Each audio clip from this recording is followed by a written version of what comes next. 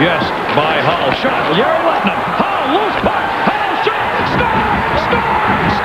The Dallas Stars! Brett Hull, they've won the Stanley Cup! Deep in the heart of Texas, the Stars are shining! This play is arguably the most controversial play in the history of the National Hockey League. Brett Hull, one of the greatest goal scorers in hockey history, scored in triple overtime of Game 6 of the 1999 Stanley Cup Finals, winning the Dallas Stars their first Stanley Cup in franchise history. However, many will claim that the goal shouldn't have counted, and it all revolves around Hull's foot. The goal wasn't scored on a complicated play. A wide-open Brett Hull in the low slot receives a pass and backhands it on goal. Dominik Hasek saves it, but gives up a rebound, and in the fight for the rebound, Hull kicks the puck to his stick with his left foot and slides it into the goal. But where is his left foot when he scores? Planted in the crease. And there is no debate about that. Hull's left foot is completely in the blue paint. The NHL's rule with opposing players in the crease at the time is not the same as it is today. To quote Sean McIndoe from his article on The Athletic, if the attacking team was in the crease when a goal was scored, it wouldn't count. That was it. If the puck wasn't there and you were there, then any goal would be waved off. And on top of that, you'd get a 2-minute penalty. I do not know how fans viewed it at the time, since I was born after this rule existed. However, from what I have read, everyone hated it, and the owners immediately regretted implementing this rule. McIndoe stated in his article, "The league and its officials handled the complaints the way they often do, by slowly but surely easing up on the enforcement of the new rule, moving back towards the previous rules without explicitly acknowledging them. Over time, referees largely stopped calling the truly meaningless crease violations, focusing instead on plays that actually impacted a goaltender's ability to do his job." In the 90s, instant replay wasn't applied to much in hockey since it was new technology, but in 1996-97, the NHL expanded its replay reviews to include crease violations, and when this rule started being enforced more heavily because of instant replays, fans grew upset.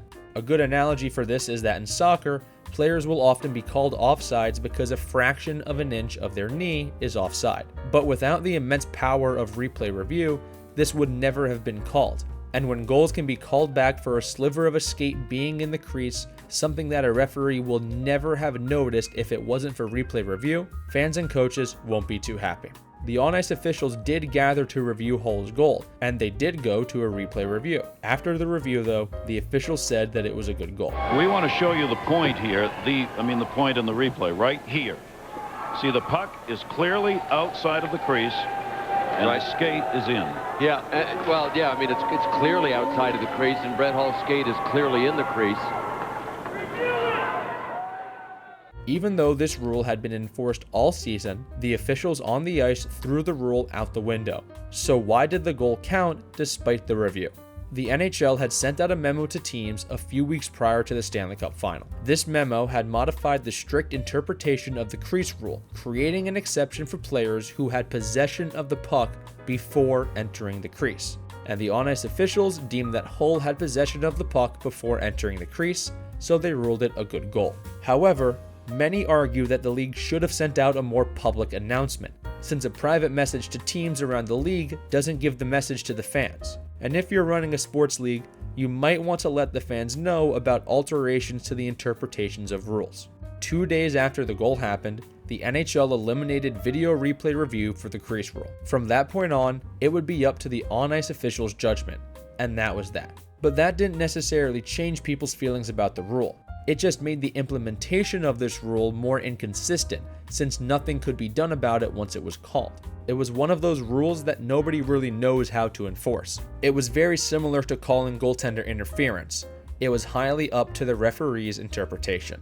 But aside from the aftermath, the controversial goal overshadows everything about the final. Ed Belfour had been tremendous in goal for Dallas. Joe Nieuwendyk won the Conn Smythe, and Dallas had won their first Stanley Cup. However, the first thing that people think of when you mention the 1999 finals is the goal, and the controversy highlighted everything wrong with officiating. It sparked debates about the amount of consistency in calls, the NHL essentially changing the rules in the middle of the season, and a bad call overshadowing everything about the 1999 playoffs.